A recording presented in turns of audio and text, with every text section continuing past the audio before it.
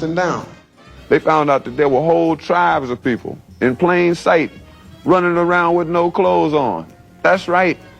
The men, the women, the young, and the old righteous folks covered their eyes. And no time was spent considering the environment. Hell no, this just wasn't civilized.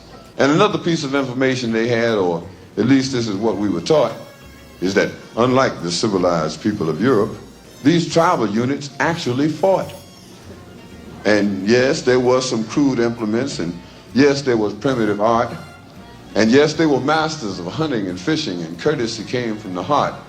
And yes, there was love and medicine, religion, intertribal communication by drum, but no paper, no pencils, and no other utensils, and hell, these folks never even heard of a gun.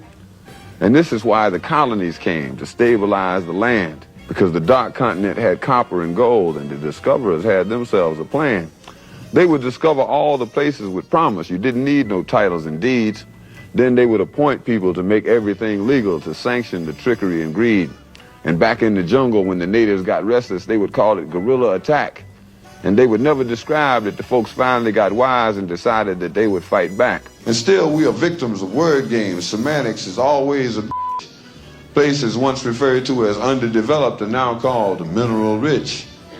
And the game goes on eternally. Unity kept just beyond reach. Egypt and Libya used to be in Africa. They've now been moved to the Middle East.